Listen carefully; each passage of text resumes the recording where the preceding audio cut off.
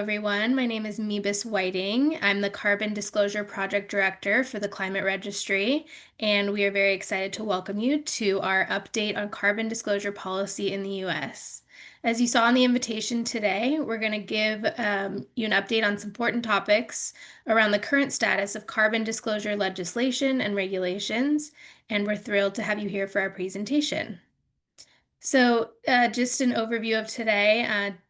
Today's presentation will start with opening remarks from the Climate Registry's Executive Director, Amy Holm. We'll then get a climate disclosure policy update from TCR's Senior Policy Advisor, Ignacio Fernandez, including highlights from the CARB workshop that took place last week. From there, we'll have a discussion with Chris Benjamin, who is the Director of Corporate Sustainability at PG&E, and Lindsey Richmond, who is the Director of Environmental Sustainability at Texas Instruments. And if there's time, we're going to try and address some questions that are pulled from the chat. So just before we get started, a few housekeeping notes. As you can see, all participants are muted during the discussion, so feel free to put any questions or comments into the chat box, and we will work on getting to them during the discussion period. This event's going to be recorded, and the recording will be sent out to all participants. Links to relevant informational sources will also be sent out in our follow-up email. So with that, I'd like to introduce Amy Holm, TCR's Executive Director. Amy, over to you. Thank you so much, Mebus.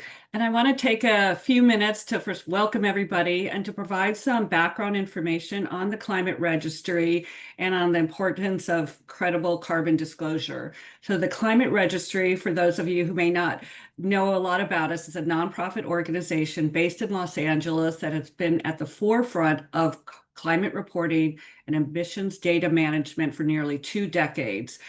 Supporting both voluntary and mandatory programs. Established in 2007, the Climate Registry has played a critical role in supporting organizations across North America, measuring, reporting, and verifying their greenhouse gas emissions with transparency and integrity, supported by rigorous and standardized protocols, which are aligned with international best standards. As a nonprofit entity, the Climate Registry is mission-driven, committed to advancing credible and consistent climate data practices that support carbon mitigation. Its services, including an online reporting platform, CRIS, help organizations set and track emissions goals, prepare for regulatory compliance, and communicate progress with stakeholders. Over the past decades, a wide range of organizations, including corporations, government agencies, utilities, academic institutions, and other nonprofits, have reported to the Climate Registry. The Climate Registry has also partnered with many subnational and national jurisdictions, such as the California Environmental Protection Agency, the U.S. Department of Energy, and the country of Thailand, to implement climate disclosure frameworks specific to the needs of those jurisdictions. So the Climate Registry has been very engaged in the process as new carbon reporting mandates are developed and evolve to ensure that our members are aware of how these mandates may affect them, and also to engage with the implementation process, helping to ensure that they are both effective and efficient. So whether you're here representing a business, a public agency, or a nonprofit, your presence reflects the growing recognition that climate transparency isn't just a regulatory obligation, it's a strategic necessity. So as we look forward to achieving significant emissions reductions, it's important to realize carbon measurement and disclosure is an essential starting point for any serious climate mitigation or adaptation strategy. It allows companies, governments, and institutions to understand where their emissions are coming from, and whether that's from powering buildings, transporting goods, manufacturing products, or sourcing materials. But disclosure is more than just about data collection. It's about how we turn climate ambition into climate action. Many organizations make public commitments to reduce their carbon footprint, but unless they report on those emissions regularly and transparently, it's impossible to track progress or hold ourselves accountable. So carbon disclosure brings clarity. It allows companies to benchmark performance set science-based targets, and assess whether their strategies are working. In this way, disclosure supports smarter decisions. It helps leaders identify which part of their operations or supply chains have the highest emissions and where investment in clean technology or process changes can make the biggest difference. At the global level, carbon reporting is also the building block of broader climate efforts. The emissions data reported by companies and institutions flows into national emissions inventories, feeds into international tracking systems, and helps shape climate policy. So in summary, carbon disclosure is not just a reporting exercise. It's a foundation for climate action. It empowers decision-making, enables accountability, and accelerates the transition to a low-carbon economy locally, nationally, and globally. Now I'd like to introduce you to Ignacio Fernandez, Senior Policy Advisor for the Climate Registry, who will be giving a presentation on the current status of carbon disclosure initiatives in the country with a focus on how they might impact input entities required to report. Ignacio, over to you. Thank you, Amy, and thank you everyone for attending. I'm gonna try to make a very fast presentation since we have a very exciting panel that we want to talk about later on. So today we want to provide you with a picture of the climate disclosure initiatives around the world. We're gonna narrow down into what's going on in the States, in this country, and then give a much more precise description of what's going on in California with a couple of bills and the upcoming legislation, rulemaking. So around the world, there's a climate disclosure is not happening in a vacuum. It is a growing standard where several countries and jurisdictions are enacting this or proposing their own programs. Australia, Brazil, Japan, New Zealand. But we're going to focus on a couple of examples, one coming from the European Union and the other one from Canada. So as a relevant example of climate disclosure policies, we find, and many of you might be familiar with the Corporate Sustainability Reporting Directive in the European Union, which requires entities to disclose their ESG activities and the integration of sustainability activities into financial reporting for transparency. They also passed the Corporate Sustainability Due Diligence Directive, what a mouthful, and that was passed to actively prevent, mitigate, or address impacts of operations on human rights and environment. So these are two very important initiatives. However, early this year, the European Parliament delayed the mandatory reporting requirements, which were initially set to begin in 2026. Now they've been pushed a couple of years, and actually for small business, and they've been given leniency to another year. So they're starting in 2028, 2029. On the other hand, we have Canada, which earlier on, in October of last year, they unveiled a climate plan aimed at achieving net zero emissions by 2050, which includes Made in Canada sustainable investment guidelines and a mandatory climate-related financial disclosure for large private companies. But again, they announced that the Canadian Securities Administrators announced a pause in their work, given the excuse or the reason was to give markets as a little bit of time as they adapt to the recent developments in the US and the world. However, for our colleagues in Canada, a reminder that the recent disclosure frameworks, CSDS 1 and 2, which were launched in 2024, the Canadian Sustainability Standards Board said that we'll continue with that framework. We can talk on more detail in another occasion, but that's still going on. So moving on to the next slide, we have mapped the different initiatives, the different legislative work that is going on right now. So Here we are not putting California because in the next slide, we're going to analyze the situation in California with more detail, but we can draw the parallel. So you can see on the middle column that 3 states, New York, New Jersey, and Illinois, are working in passing legislation that is very similar to California's SB 253. All of them are named the same Climate Corporate Accountability Act. One word more, one word less, but is pretty much the same. They all have very similar requirements. They require companies with revenues over $1 billion to disclose their greenhouse gas emissions for all scope 1, 2, and 3. Very similar again to California's SB 253. Those will be the covered entities under this legislation.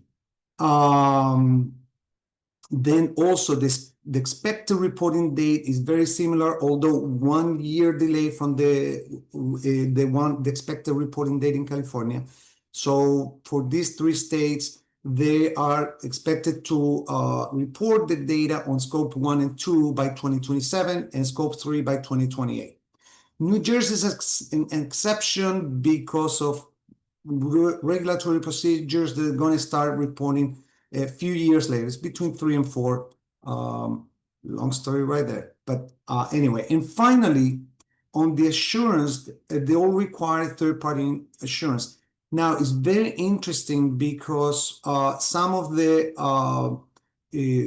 legislations have mentioned directly the GHG protocol. So most analysts have signaled the significance that these bills mention that the measure and reporting of greenhouse gas emission has to be in conformance with the GHG protocol. For the corporate accounting reporting standards and the GHG protocol corporate value chain, that's for scope 3. We have to keep in mind, however, that the GHG protocol is evolving and we're expecting a new version within 2 years. So we need to see how this requirement by these different states will align with this moving target of the GHG protocol. But keep in mind, what is in the legislation is to be in conformance with the elements of the current GHG protocol version. So that would provide more clarity on that aspect. Now, moving to the right, we have that in addition to these 3 bills, New York is also working on a climate-related financial risk disclosure act. Again, very similar to California's, in this case, SB 261. And the requirements are, again, very similar in terms of that the cover entities will be the ones that report revenues above $500 million. They also have a reporting period every 2 years. In the case of California, it's going to be 2027, and the case of New York, 2028.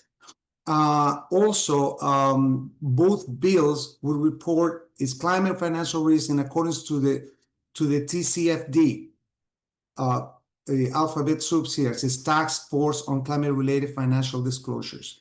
And they can report under the TCFD or an equivalent reporting requirement and the measures adopted to reduce and adapt the disclosed climate-related financial risk.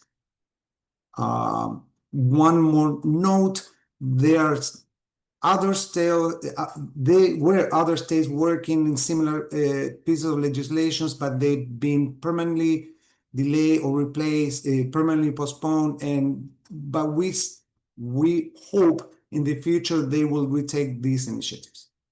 Next slide, please. So going more specifically, what's going on in California, as I mentioned before, California passed a couple of bills back in 2023, SB 253, which required both public and private U.S. businesses with revenues greater than $1 billion doing business in California to report their emissions comprehensively, including scope 1, 2, and 3.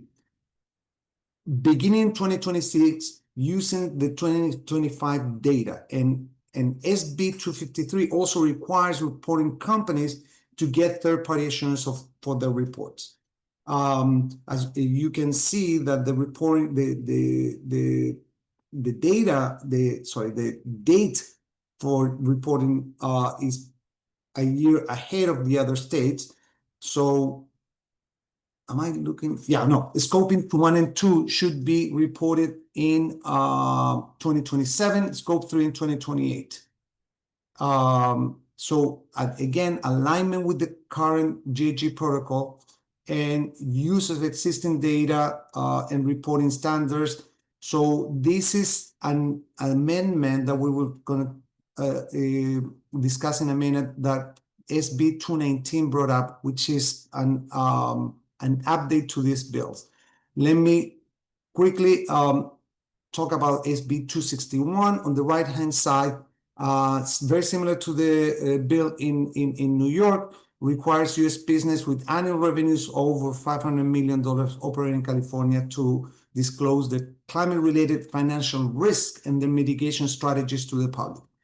Now, a slight difference between these two bills, the SB 253, the Corporate Accountability Act, has to be public disclosure, and that public disclosure is not being finalized. SB 219, the update, provide flexibility on that element. But for SB 261, the one dealing with the financial risk, it only has to be published in the company website. One last element about these two bills. Early estimates by sector analysts say that SB 253 will cover approximately 5,300 entities, and SB 261 will cover approximately 10,000 public and private entities. So as I mentioned before, in September of 2024, Governor Newsom signed SB 219 into law. This introduced several important updates to both bills. It gave flexibility, it gave CARB, the Air Resources Board, an additional 6 months to finalize the regulations needed to implement these laws.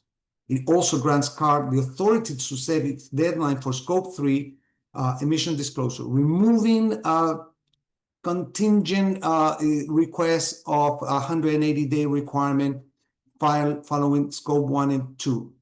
CARB received a lot of comments about that. It was too little time, so there's more flexibility on that element, and I believe many of you will be happy about that.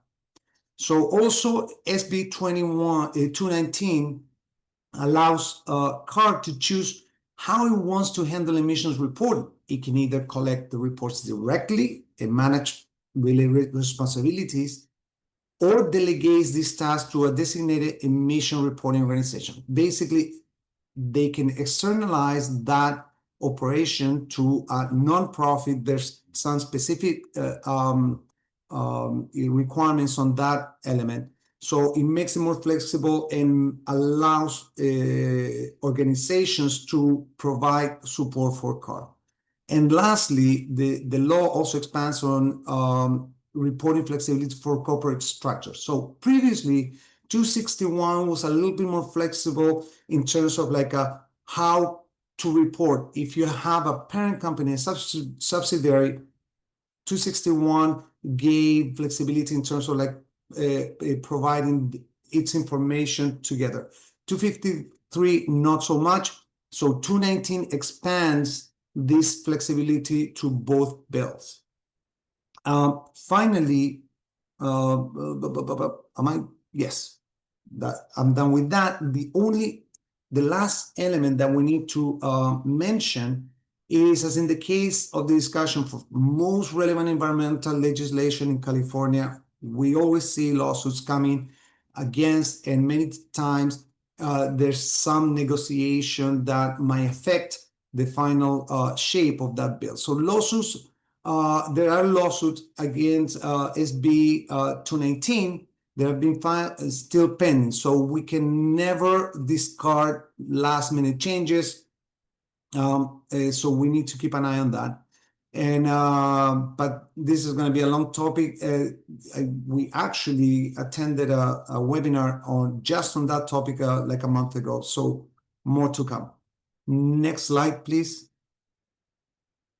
Okay, so last week, CARB, the California Resources Board, conducted a workshop where they provided more information answering the many requests that stakeholders have inquired before. So there was a process that CARB had released last year, and this is a very regular, it's a request for information process or an RFI that within December and March of this year, they received 261 comments. This is for numerologists is interesting. The number 261 for Bill 261, right? So we did an analysis on that, on those comments, and we found two most prevalent sets of comments. One is stakeholders want a more specific definition on the coverage criteria. That is, definition of revenue, definition of corporate relationship, parent subsidiary, and a definition of doing business.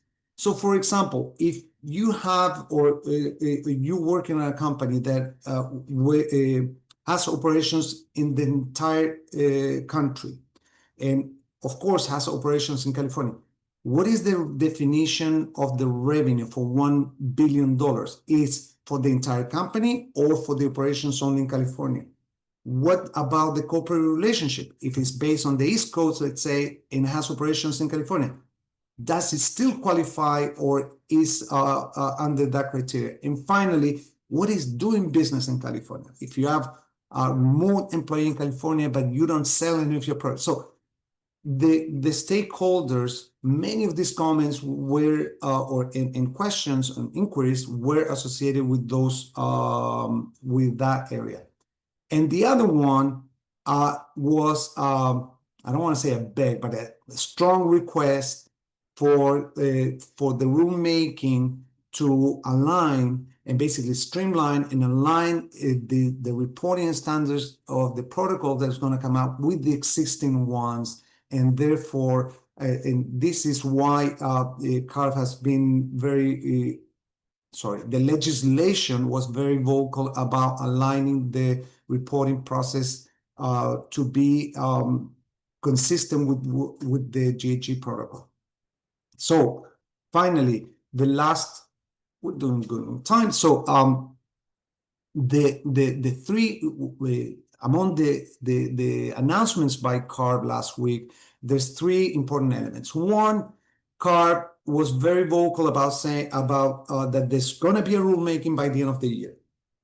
Now it's going to be challenging because they also announced that there's going to be a pre-rulemaking and a formal rulemaking process. For all of us, and many of you, I'm sure, have participated in previous rulemaking processes. The pre-rulemaking consists of a series of informal workshops. They can go from 2 to 15, who knows? But they are, CARB is giving strong signals that they will be able to conduct these workshops to discuss all these definitions and get stakeholder input in order to have a more solid draft proposal, which will go through a requirement, the requirement of releasing a standardized regulatory impact assessment, or as is known normally as a SRIA or SRIA, the line of acronyms here, followed by a 45-day comment period. So we are very hopeful that CARB will have enough time to conduct these, and we trust the agency as they've done in the past to have a rulemaking released by the end of the year.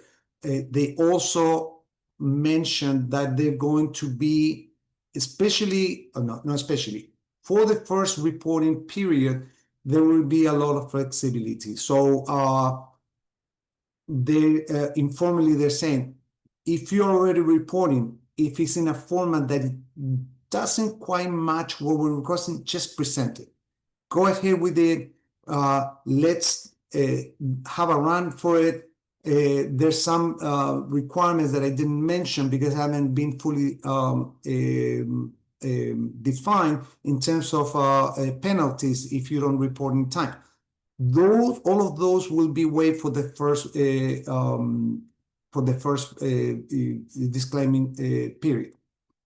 So, and we can move to the last slide that we have.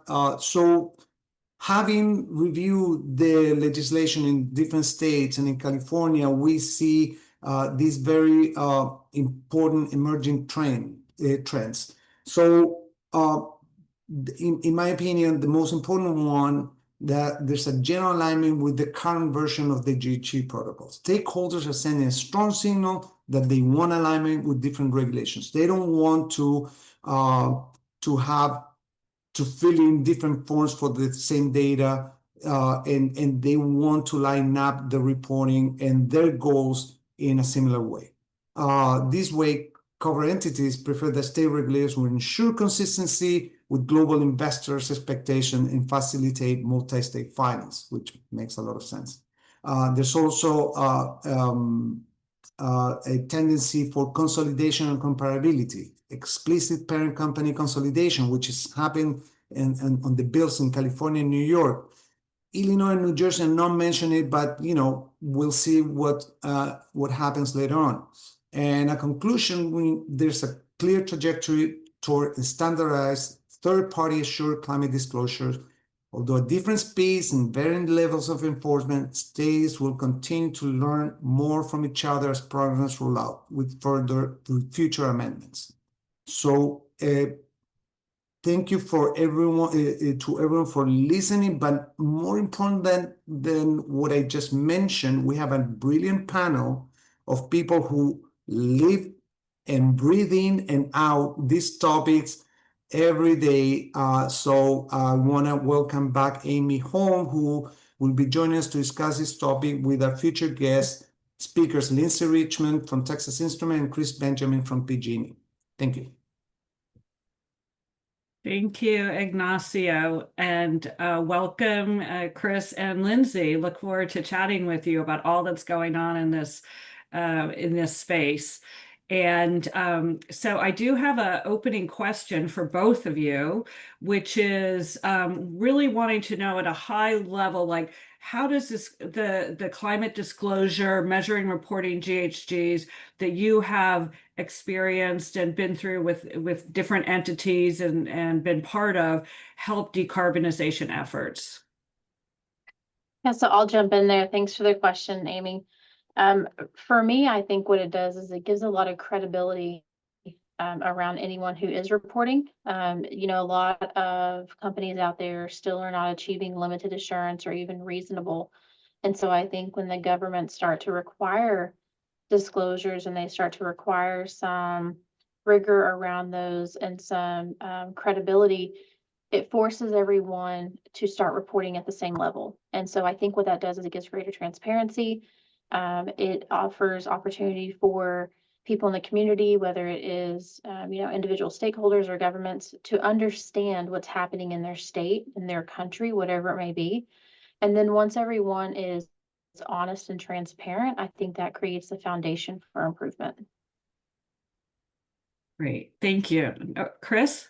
Yeah, no, that's great. Just first of all, thank you so much for convening this webinar. Just a really timely and important topic. And I would just echo, everything that Lindsey said. I lead the sustainability function here at PG&E, so a large utility in California. And like many other companies, we've set climate goals. So we have a goal to achieve a net zero energy system in 2040, which is actually 5 years ahead of California's goal to achieve carbon neutrality economy-wide by 2045. So pretty ambitious goal with targets, interim targets along the way. And just to, I think, Lindsey's point, measuring our emissions enables us to track progress towards our goals and see where we're doing well, where we have room to improve. And I think there's just a really strong business case and business value in doing this. The old adage, what's measured can be managed, really rings true. And it is this sort of constant feedback loop as you're measuring your emissions to inform your strategy. There's also a lot of external stakeholders who are interested in seeing the progress that you are making, whether that's your customers or investors or others. And so by measuring and verifying and publicly reporting emissions, you're not only helping to inform your own strategy, but you're also demonstrating your progress and your commitment along the way. Wonderful. Thank you to you both. And Chris, you attended the CARB workshop last week, and as a longtime practitioner of carbon reporting, both voluntary and mandatory, what were your kind of key takeaways, and what did you see that you or hear that you liked, and what did you not hear that you're hoping to learn more about? No, well, thanks so much, Amy. And yeah, like many others, not just here in California, but literally around the world, we have been actively following California's climate disclosure rules. And as Ignacio mentioned, part of the process at the ARB was to issue a request, information solicitation, with a number of questions that the agency put out there. So we submitted our own response and also provided input to various responses from some of our partner coalitions and really aligned around some common themes. And I would just say at the outset that generally speaking, we really support California's efforts here to go down this path and to further standardize climate disclosures. And in our comments, there are a couple of themes that I think resonate with some of the key themes that Ignacio captured on the slide around really encouraging the agency to align with existing reporting frameworks and standards, and doing this in a way that for those of us, for Lindsey and me and many others that are out there working on this, will minimize the quote unquote reporting burden. And there's costs associated with that by really aligning and integrating this with work and that's already underway and providing some measure of flexibility. And so I think, like you and the team at the Climate Registry and many others, I joined the webinar that CARB held last week. And I think first and foremost, I was just really impressed by the turnout. They had mentioned at one point that there were people tuning in from like 5 continents. So I don't know what the total number was, but that I think just demonstrates the significant interest in what California is doing, but also just the stakes. I mean, we're all experiencing climate change, and it's really important that we do this and get it right. I also thought that the ARB did a nice job summarizing the key issues from the information solicitation and kind of what to expect from the rulemaking process. They set an important tone that they are very open to input, and that there will be opportunities in the coming months to engage and to provide input and feedback, which I think that is really important just in terms of how they plan to get from where we are today. For me, and I think for everybody tuning in that is going to be reporting, I think we were all paying attention to the timing and the timetables, and they affirmed, that I think both the senators did at the outset, and that was reiterated that, for scope 1 and 2, the plan is for that to be reported next year, 2026, and then scope 3 and 27, and then the climate risk disclosure report it sounds like that's still holding, with the early January 26 timetable. So that was, I think, important to know, as well as the timetable for the regulation that is going to be going on. So, I mean, generally speaking, what I really liked about it is that they've identified the key issues that need to be resolved, and there's a process to do it. And what I'm hoping to learn more about, along with probably everybody on this webinar, is just the details. What will be required for us, and so that we can plan accordingly, ensure compliance, but also do this in a way that's going to be most effective and efficient for all of us. Right. Thanks, Chris. And my understanding was that they hope to again roll out the draft rule by the end of the year. And then there's a certain time period where that rule has to be formalized. Forgot how many months it is, but I believe it's less than a year. So expect something by the end of the year, and probably a lot of rulemaking sessions in 2026. Yes. And I do think, I think I heard the number initially that there were maybe 3,000 people Okay. that call are registered for it. And it did go long. There were a lot of people with that wanted to make comments and had questions. A lot of the questions around wanting to know, get confirmation of exact timing of when things were going to be due, which I think I agree CARB did a good job of saying, we hear you, here's kind of the soft launch, but we're still working out the details and need some more time to do that. So so I wanted to turn to you, Lindsey, and then I do want to get your take on this as well, Chris. But I want to talk about supply chain. That's always a challenge for companies. And Lindsey, your company, Texas Instruments, has manufacturing operations in so many states and countries. Texas, Utah, Oregon, Malaysia, and conducts business all over the world. So how does Texas Instrument align its measuring and reporting with these, operations all over, different mandates, and if you want to touch on supply chain and how Scope 3 fits into that as well, I'd love to hear your take on that. Yeah, appreciate the question. And yeah, as you said, TI, we operate in a lot of countries, several states in the US. And, there's not a one size fits all, and there's not a perfect solution to keep an eye on all the reporting requirements between the proposals, the drafts, the requirements, and also keeping up on what's being appealed, what's passing. It's definitely a full-time job, if you will.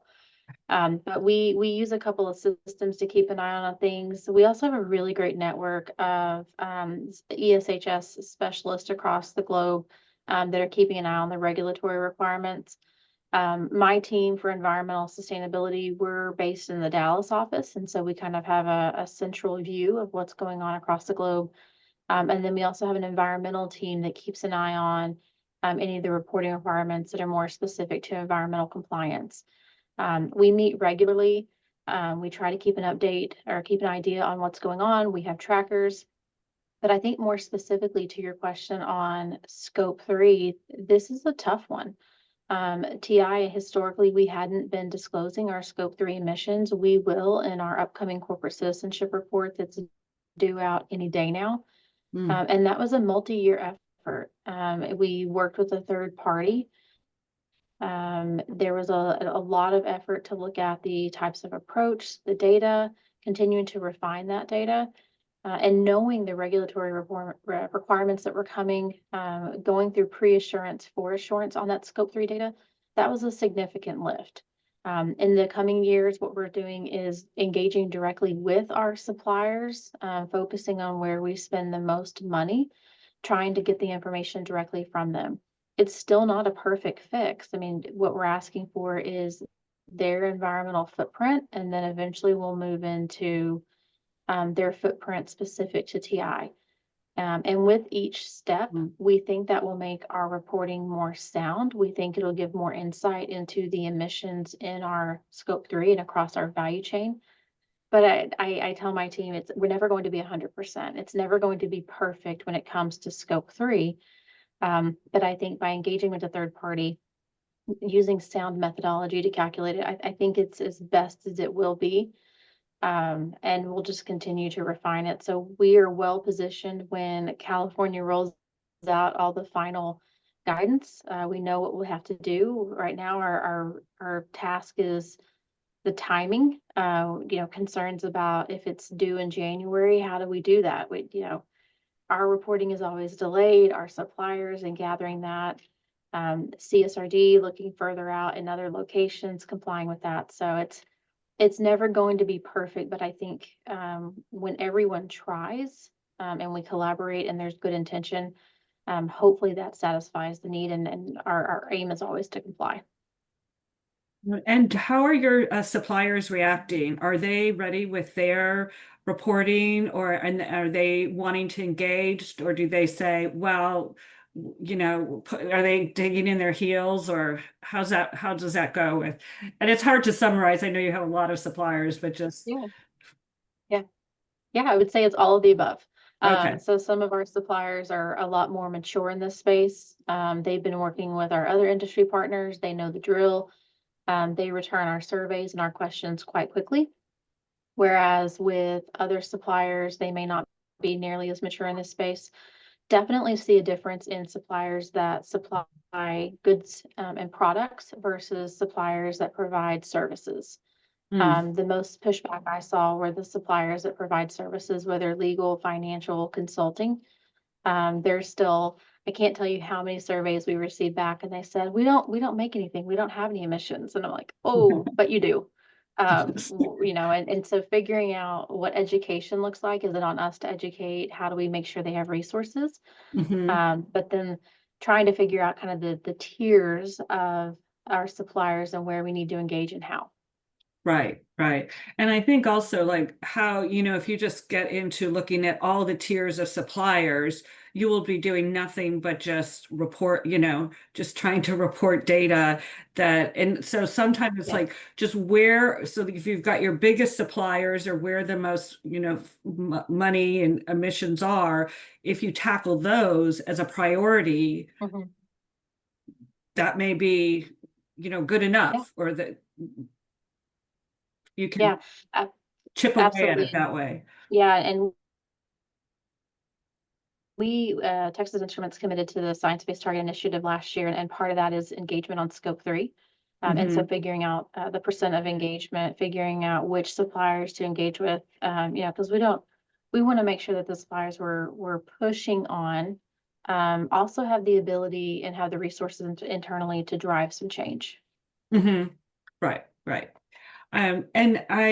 So Chris, let's go back to you and hear your thoughts on Scope 3 and how PG&E handles that, and kind of what you're thinking also in terms of CARB's approach.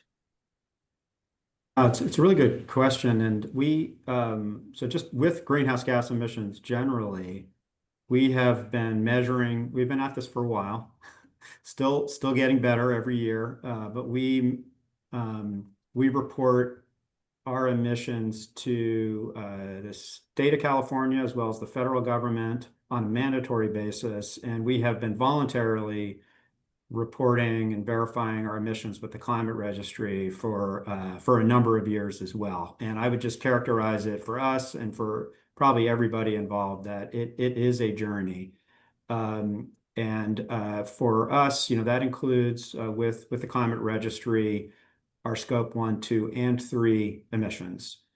And with the with ARB, I think Ignacio noted this in his slide that they're phasing in Scope 3. So and you're seeing this kind of as a common approach with the other states as well, sort of starting with Scope 1 and 2, phasing in Scope 3, and then also phasing in levels of assurance, starting with that limited assurance, moving to reasonable over time. And so I think there's just some built-in acknowledgement that there's a journey, for companies and for reporters. as a utility, we actually have been reporting our Scope 3 emissions for some time, really with a focus on the downstream emissions associated with the natural gas and electricity that we supply to our customers. It just, I think ARB and everyone involved has acknowledged as you look into Scope 3, there's just an inherent complexity there, given the nature of it and the different categories, particularly as you look to those upstream emissions associated with your supply chain, which Lindsey was just mentioning. And so in our comments to ARB, and I think this was, echoed by many, that it's going to be important to just acknowledge the complexity of Scope 3, the different categories of emissions, and particularly with those upstream emissions, providing some guidance as to what the expectations are there, allowing for, I think, some reasonable flexibility as we get more accurate data, and also this concept of relevance or materiality around Scope 3 that came up on the webinar. And so just reporting those categories that are relevant for your business, and it's going to be different depending on what sector you're in.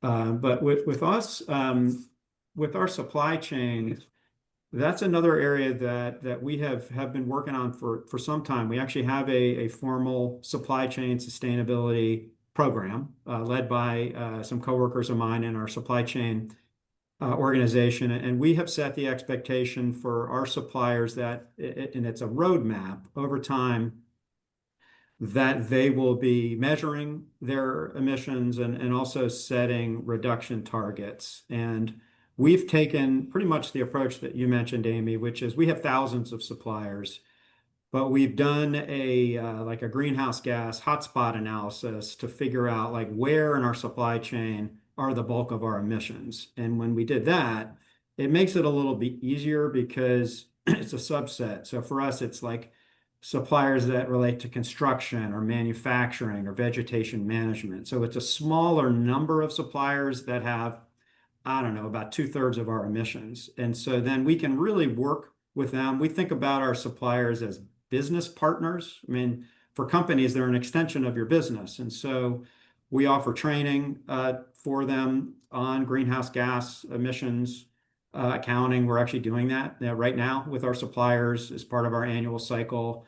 And then one of the things that's maybe somewhat unique about the utility sector is we've also joined forces with other utilities. And so we formed an alliance, a supply chain alliance, because we share a lot of suppliers. And so collectively, we offer guidance and information, and we do that survey collectively with suppliers so that they're it's more streamlined. But this is a journey for us. We're like many companies, we're using more of that spend-based approach to get at the emissions as we build up this muscle of getting actual data to fill in the gaps. And I think it's only going to get better over time, but it's very much the emissions, information that we're collecting is done in partnership with them as to how can we make our overall business more sustainable. And I think that's just something that, and do it in a way that's just going to improve outcomes for everybody. So I think that's just an important aspect of this and you mentioned this at the top, not just measuring for the sake of measuring, but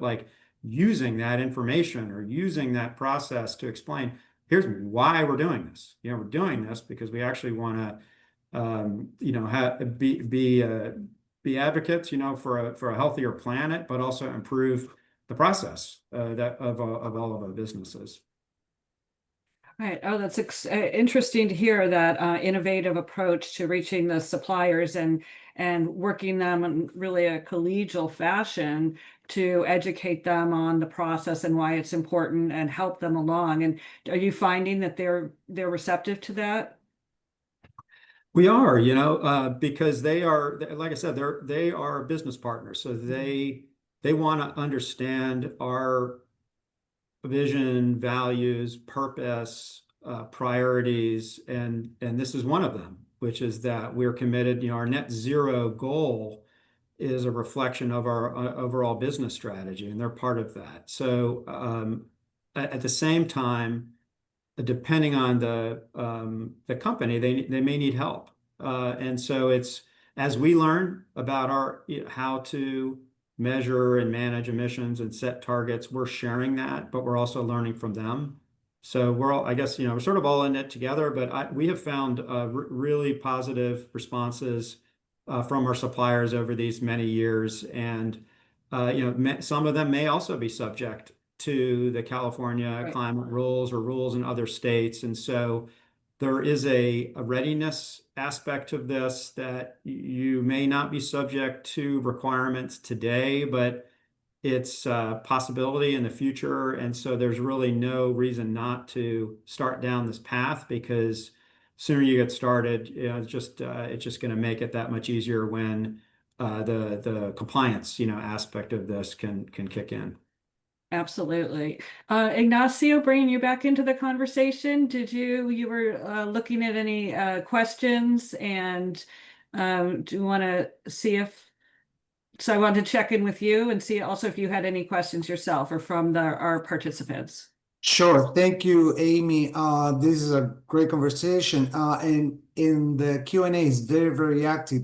First of all, I need to announce a mea culpa. In the dating of the requirement for California, I put 2027, should be 2026. That's it. I believe I copy and pasted. My mistake. Sorry, apologize. Many people noticed that, but that's it. We're receiving lots of questions, very interesting ones. I'm gonna post this one, which has been partially answered by you guys, but Tristan Smith says in the chat, what is your advice to clients and stakeholders who operate in states who might be suing California, who are receiving conflicting messaging from states? For example, disclose greenhouse gas in California, but proposing banning greenhouse gas disclosure in states like Texas. I don't know if we have anyone in Texas here, but if you want to take it, please. Well, as the name of the company suggests, at Texas Instruments, we are based in Texas. Our current approach is to assume that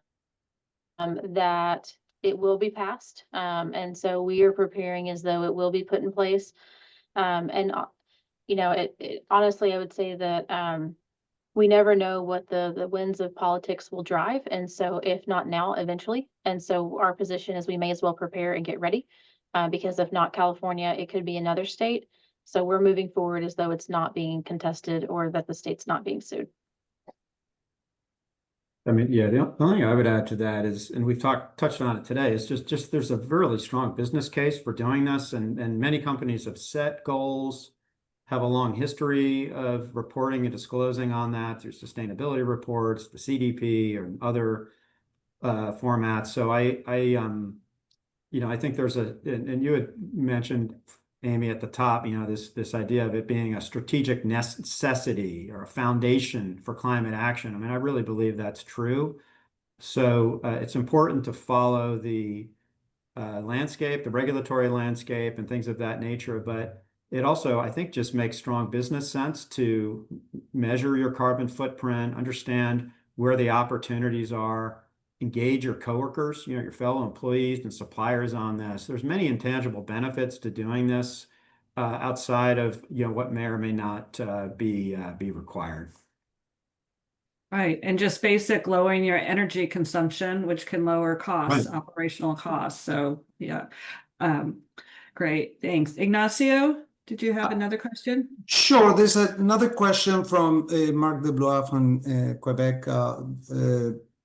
His question is about what is the general precision of Scope 3 emissions, and we know those details are going to be part, especially in California, part of the rulemaking. I mean, there's general guidelines, right? We talked about the GHG protocol elements on that, but now the precision elements on that, if you want to be more nerdy approach, what do you expect? What do you guys think? And what elements of those scope 3 disclosures will be more challenging, or what's your opinion in general for both of you? We have a couple of Yeah. minutes. I mean, I guess my thought on it is we don't know yet. So that's part of it is something that we're all going to be following. There's always quite a bit of interest around scope 3. It certainly came up in the development of the SEC, climate rules, and was a very hot topic there. I do think aligning with the GHG protocol that was, communicated frequently, and so that's important. So there are definitions and categories of scope 3 emissions that may or may not be material for your business and relevant. So I think that's something that we're going to be paying attention to, is just that interpretation is our company is going to be expected to report scope 3 emissions that are relevant and material. And I think that helps narrow it a bit. I also, we've talked about how there's a phasing in here in terms of the emissions reporting as well as verification. Some companies are already measuring and verifying at the reasonable assurance level, through the protocols of the climate registries. Other are just starting out. So companies are at different places. But it does seem like your downstream impacts or use of your product, as well as your upstream supply chain emissions, are important ones, along with business travel, maybe waste, commuting, things of that nature. So there's sort of the whole menu of categories in the protocol. I don't know, Lindsey, what your thoughts are. Yeah, honestly, I don't think I could say it better than you did. Anything downstream is highly complex. I think we'll always be updating our estimates and our best, putting our best foot forward on that. It'll be a changing target. Upstream, I feel much more comfortable about going into limited, and eventually reasonable. But downstream is probably where I have the most concerns, and being able to comply and achieve assurance to a degree of certainty.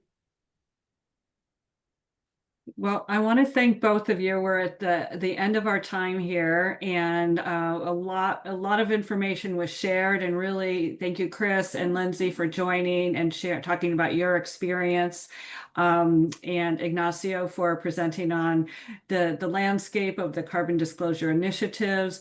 So at this time, I will turn it back to Mebus for final comments. Yes, thank you everyone for joining. Just a reminder, we're going to be sending out the recording within the next 24 hours. And if we didn't get to your questions in the chat, we will try to follow up and respond to them to you directly. If you have any additional feedback or comments, don't hesitate to contact us. And once again, thank you for your participation, and have a great day.